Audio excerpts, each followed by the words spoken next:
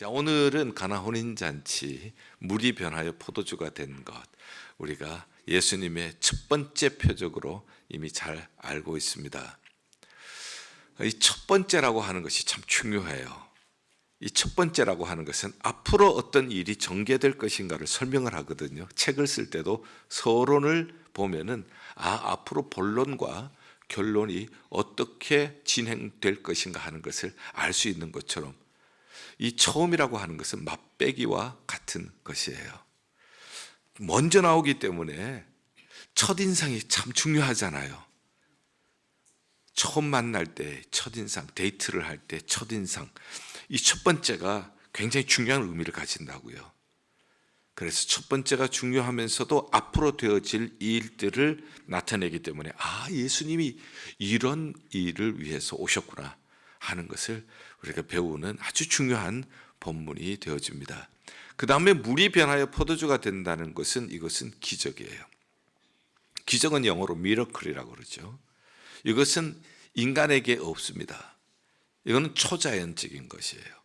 초자연적인 것은 하나님이 개입을 하셔야만이 일어날 수 있는 것이 그것이 기적이에요. 그런데 이제 기적 중에 특별한 의미를 가지고 이 기적을 행하신 그것을 표적이라고 합니다. 기적은 미러클이라고 하지만 표적은 사인이라고 해요. 그래서 아까 말씀드린 것처럼 요한복음에는 이 사인들이 나타나는 겁니다. 7가지 사인이 나타나는데 목양 칼럼에 쭉 다 설명을 해드렸어요. 그리고 이 사인을 나타내시는 분이 누군가 하면은 바로 그분이 하나님이시다. 그래서 예수님이 하나님이신 것, 그것을 요한복음에 7가지를 말씀을 하고 계세요. 그래서 7가지 표적, 7가지 예수님의 자기 표현, 이렇게 목양 칼럼에 실어드렸습니다. 정리하시도록요. 이런 의미에서 지금 여러분들과 말씀을 지금 나누고 있습니다. 이 표적이라고 하는 것은 결혼식 때에 반지를 나눕니다. 이 반지가 어떤 반지인가, 얼마나 비싼가, 사실은 그것보다 더 중요한 것은 그 의미예요. 반지를 결혼식 때에 나누는 의미가 뭔가 하면은, 예물을 교환하는 의미가 뭔가 하면, 지금 서약한 이 사랑의 고백이 둥근 원처럼 영원히 변하지 않게 되기를 바랍니다. 이 뜻이거든요. 그래서 이 표적이라고 하는 것은 단순한 기적이 아니라 기적 안에 의미가 있다. 예수가 하나님의 아들 그리스도고 그를 믿어 생명을 얻게 하는 목적이 있다. 이걸 잘 정리를 해 주시고요. 가령 예를 든다면 수건도 그냥 수건이 아니라 수건의 의미가 있어요. 기독교에서는 수건의 의미가 섬김입니다. 예수님께서 수건을 가지고 제자들의 발을 씻어 주셨잖아요. 그래서 기독교에서는 수건하면은 섬김이구나. 그런데 세상은 수건하면은 섬김이 아니라 또 달라요. 세상에서 수건하면은 헤어지자 보내온 그녀의 편지 속에 곱게 접어 함께 보낸 하얀 손수건, 이별의 의미가 있어요. 이 다른 거예요. 그래서 여러분들이 성경을 읽으면서 수건하면은 이별이구나 이렇게 생각하면 안 된다고요. 이거 섬김이구나. 십자가, 세상에서는 십자가는 넥클레이스처럼 액세서리일 수가 있어요. 그러나 성경에서는 십자가는 복종이에요. 죽기까지 하나님의 뜻에 복종하는 의미가 십자가예요. 그래서 단순한 십자가 혹은 수건, 반지 이런 의미가 아니라 표적이라고 하는 것은 그 뒤에 의미가 있다는 거예요. 십자가는 복종의 의미, 수건은 섬김의 의미. 물이 변하여 포도주가 되었구나. 단순한 물이 변하여 포도주가 됐다, 이것이 첫 기적이다, 이것으로 아는 것으로 충분치 않다는 뜻이에요. 하나님이 함께 하시면은 물을 또 포도주로 바꿀 수가 있구나. 그리고 이렇게 하시는 것은 예수 그리스도께서 하나님의 아들 메시아이시고, 그리고 우리가 그를 힘입어서 생명을 얻게 될 줄 믿습니다. 이런 목적이 있다고요. 그래서 2장 11절 마지막에 예수께서 이 첫 표적을 마태, 마가, 누가에는 표적이라고 사용을 하지 않아요. 이 용어를.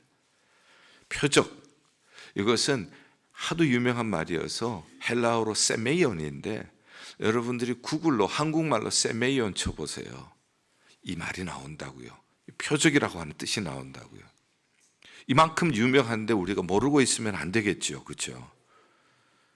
그래서 여러분들이 성경을 읽으면서 요한복음에는 표적이라고 사용하는구나. 표적은 단순한 기적이 아니라 그 기적 안에 하나님이 우리에게 가르쳐 주신 의미가 있고 뜻이 있구나.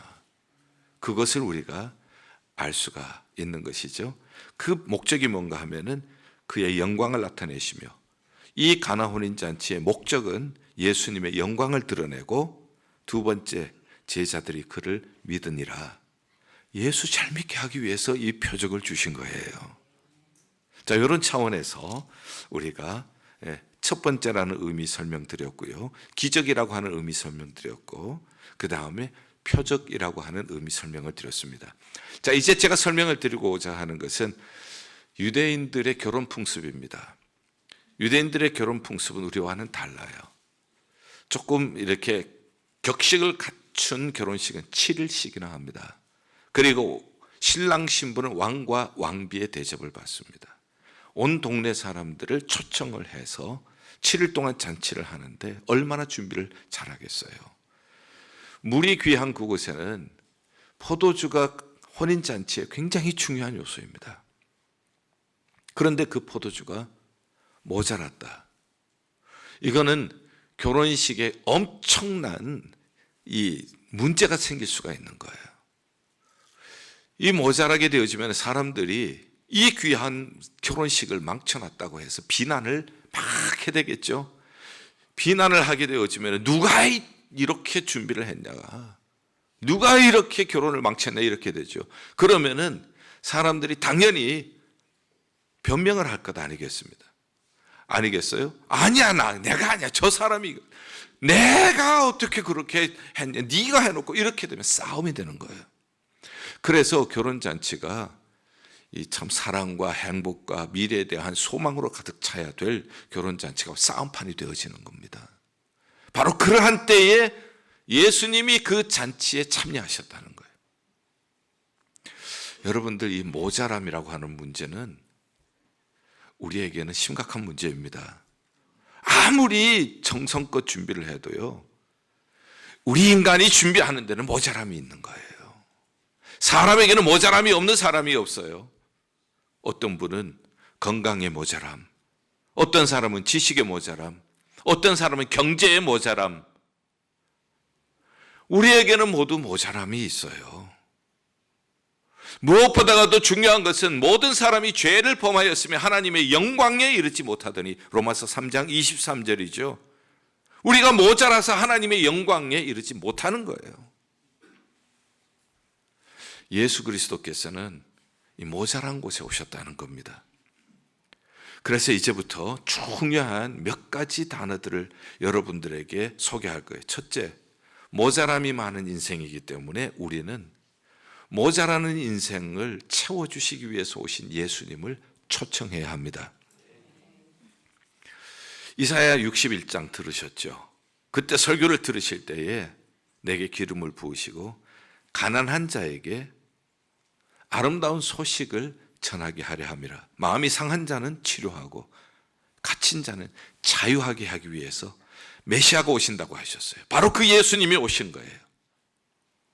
그 예수님을 우리가 초청하면은 우리가 아무리 부족해도 예수님께서는 가난한 사람, 마음이 상한 사람, 부족한 사람을 치유해 주시기 위해서, 회복시켜 주시기 위해서 오셨기 때문에 우리가 마음 문만 열면 예수님은 우리 가운데 찾아오셔요. 심지어는 말구유에 태어나셨어요. 의미가 뭔가요? 말구유와 같이 추하고 더러워도 내 마음만 문만 열면 예수님이 말구유와 같은 내 마음에도 찾아오셔요. 여러분들, 교회를 생각할 때 교회는 거룩한 사람들의 모임이다. 그래서 나는 뭐 거룩하지도 않고 해서 내가 조금 더 훈련을 하고 조금 더 내가 정결하게 해서 그때 교회 나오죠. 이거 안 되는 거예요. 절대 되지 않습니다. 그래도 교회 가면 설교도 듣고 뭐 성경도 좀 알아야 되고 하니까 지식을 좀 쌓아서 오겠습니다. 절대 못 옵니다. 주님 앞에 나올 때는 내 모습 이대로 주님 앞에 나오면 되는 거예요. 교회는 그래서 병원이에요. 병원은 건강한 사람이 모인 곳이 아니라 병든 자가 모이는 거예요. 그러나 병든 자이지만 거기에는 의사가 있어서 치료하잖아요. 교회는 영적인 병원이에요. 우리를 치료해 주시는 예수님이 계시기 때문에 우리의 있는 모습 그대로 오면 예수님께서 우리를 치료해 주실 것입니다. 절대 우리는 자격지심을 가져서는 안 돼요. 우리 있는 모습 그대로 예수님께서는 이러한 나를 구원해 주시기 위하여서 오셨기 때문에 주님께서 우리를 위하여 찾아오셨습니다. 마음 문만 열면은, 예수님을 초청만 하면은 주님은 우리 가운데 찾아오실 줄 믿습니다. 자, 두 번째는 초청한 다음에는 반드시 예수 그리스도를 손님으로 모셔서는 안 돼요. 주인으로 모셔야 합니다. 가나 혼인잔치에 예수님이 손님으로 계셨다면 아무 역사도 일어나지 않을 거예요. 예수님이 주인으로 모셨기 때문에 예수님이 물을 갖다 부어라, 그리고 그것을 또 연회장에 주어라 했을 때 순종할 수가 있는 거예요. 주인이면은 우리는 종이 되어지는 거예요. 주인과 종 사이에 있어서 가장 중요한 것은 순종입니다. 순종하기가 어려워요. 왜냐하면 내가 가지고 있는 경험이 있기 때문에, 내가 가지고 있는 지식이 있기 때문에. 포도주가 모자라는데 왜 물을 갖다 붓습니까? 이스라엘 백성들은 밖에 나가서 일을 하다가 들어오면 손을 씻기 위해서 항아리가 있습니다. 6개의 항아리가 있는데 거기 물을 채워라. 포도주가 모자라면 포도주를 사오든지 뭐 그렇게 해야지 물을 왜 갖다 붓습니까? 나는 못합니다. 이것은 내 상식적으로 맞지 않습니다. 나는 지금까지 그렇게 살아본 적이 없습니다 하면은 역사는 일어나지 않는 거예요. 그래서 주님께서 갖다 부으라 하면은 붓고 다시 떠다서 연회장에 주어라. 연회장에 주면은 물이 변하여 포도주가 되게 될 줄 믿습니다. 그래서 신앙이라고 하는 것은요, 알고 믿는 게 아니에요. 순종하면은 알게 되어지는 겁니다. 이 순서를 모르게 되어지면 신앙생활 절대 잘할 수가 없어요. 먼저 순종이에요. 먼저 순종하면은 물도온 하인들은 알더라. 어떻게 이렇게 더 맛있는 포도주가 나중에 나왔습니까? 보통 사람들은 처음에 좋은 것 내놓다가 나중에 술이 취하면 더 못한 것을 내놓는데 어떻게 나중에 더 좋은 것을 내놓았습니까? 그때 물도온 하인들은 알더라. 순종하는 사람은 아는 거예요. 이게 순서예요. 순서는 먼저 순종하면 알게 되어지는 거예요. 하나님의 말씀, 성경 말씀 다 이해하면서 우리가 못 믿어요. 먼저 순종하면서 우리가 알게 되어지죠. 이 사실을 여러분들에게 조금 더 이해하기 쉽게 한 가지 예를 들어 볼게요. 한 30-40년 전에 제가 부교육자 할 때, 그때에 제가 섬기던 교회에 부흥회가 있었습니다. 그 부흥회에 강사 목사님이 오셔서 설교를 한 것 중에 이런 예화를 하셨어요. 예수님과 제자들이 한번 소풍을 갔습니다. 예수님께서 제자들과 소풍을 가시면서 얘들아, 돌을 하나씩 가지고 가자. 좀 들 수 있는 만큼 그러한 큰 돌을 가지고 가자. 이렇게 했더니 베드로는 그대로 순종해서 큰 돌을 가지고 갔어요. 그런데 가룟 유다는 오랜만에 소풍 가는데 이 기분 잡치게 왜 또 돌을 가지고 가라 그래? 그러면서 기분 나빠서 조그마한 돌을 가지고 갔어요. 자, 점심때가 되니까 모두 시장합니다. 예수님께서 자, 시장하지. 자, 앉아라. 자, 기도하자. 자기가 가져온 돌을 앞에 놓아라. 기도하자. 기도하고 나니까 돌이 빵이 된 거예요. 베드로는 맛있게 먹었어요. 그런데 가룟 유다는 조그마한 돌을 갖고 왔으니 조그마한 돌을 이 빵이 된 것을 먹으니까 얼마나 배가 고프겠어요. 예수님께서 말씀하십니다. 한 가지 룰이 있다. 자기 거는 자기만 먹기. 그래가지고 씩씩거리면서 다음에 보자 막 이렇게 계속 조르는 거예요. 주님 언제 가요? 언제 소풍 또 가요? 대답을 하지 않으세요. 근데 어느 날 드디어 예수님께서 소풍 가자 그러신.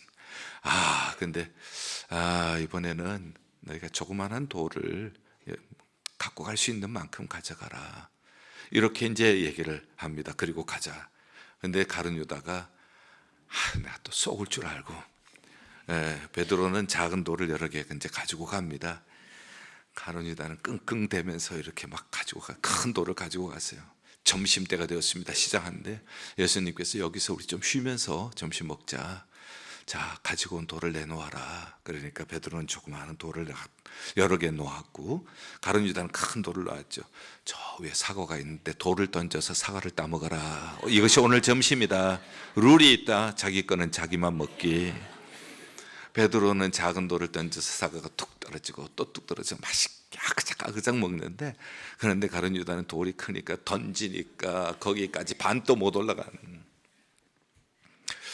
자, 이 이야기를 이렇게 들으면서 이것은 성경에 있는 얘기가 아니에요. 이거는 전설이에요. 예수님 시대에 전해 내려오던 이야기라 하는데, 이거 성경에 어디 있냐고 창세기부터 계시록 막 찾고 이러면 곤란해요.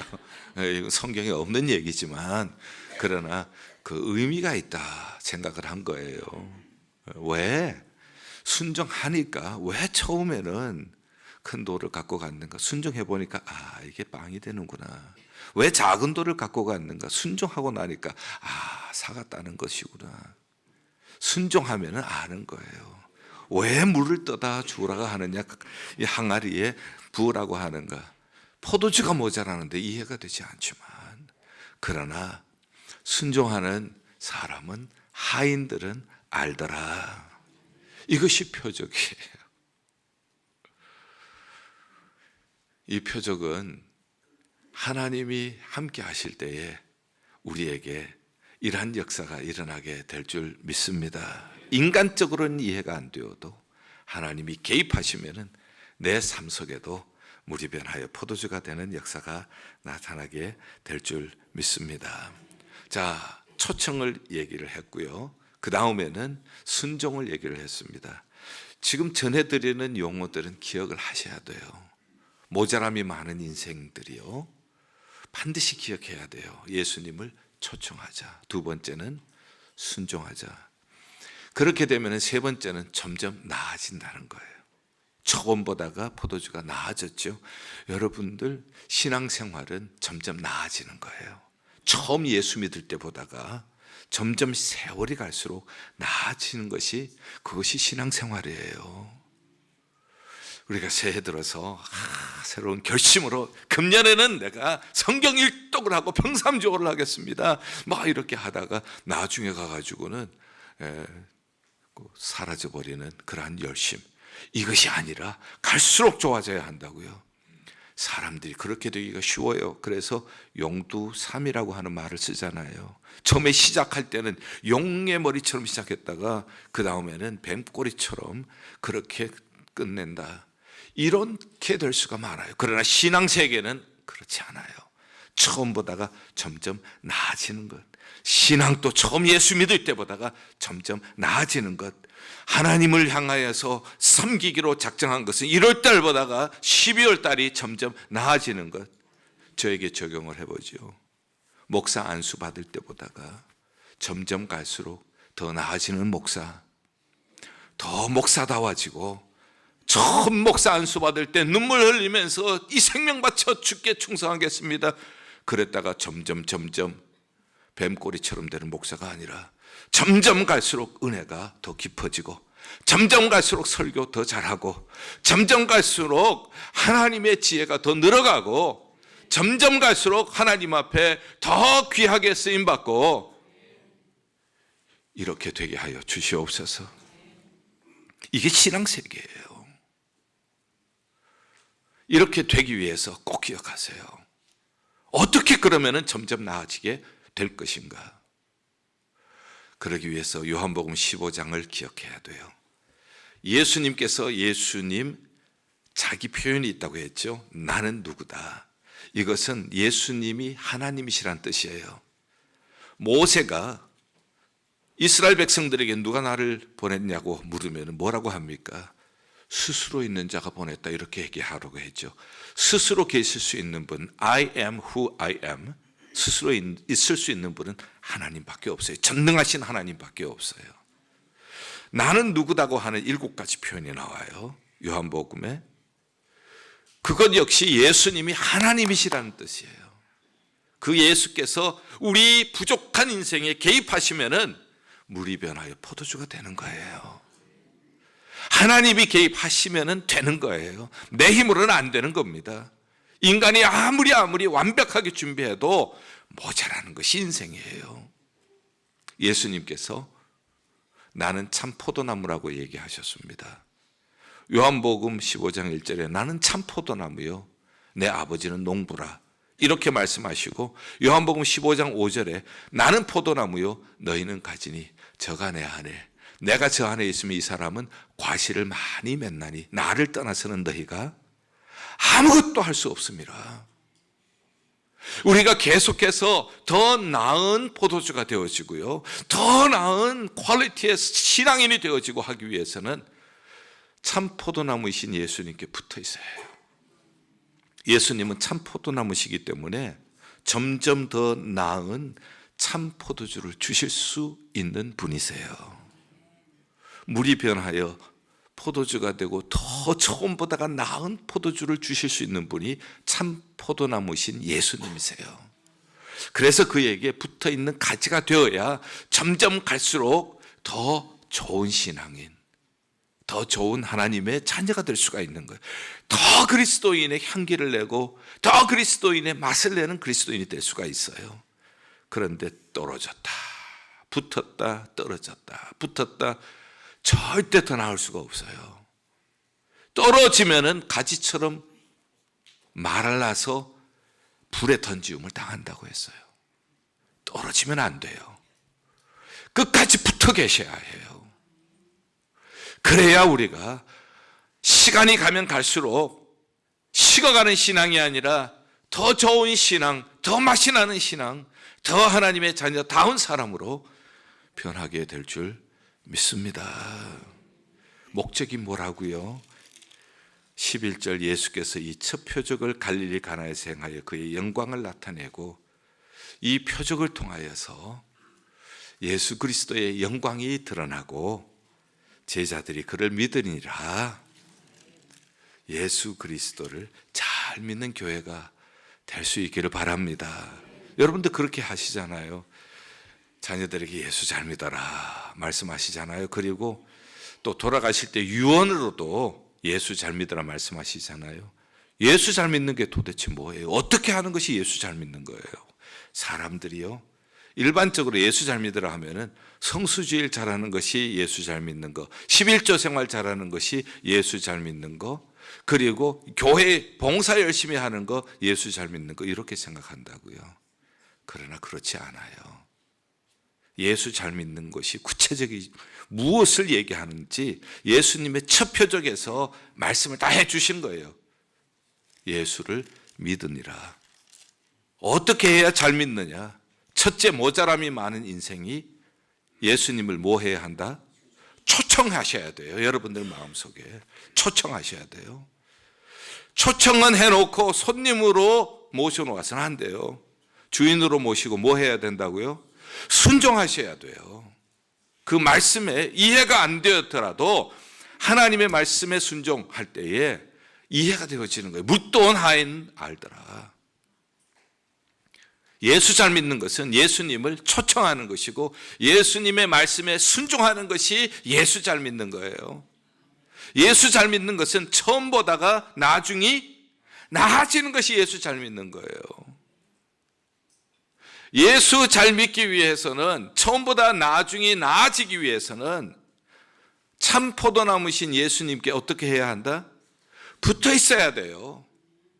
그러면 참 포도주를 주시는 거예요.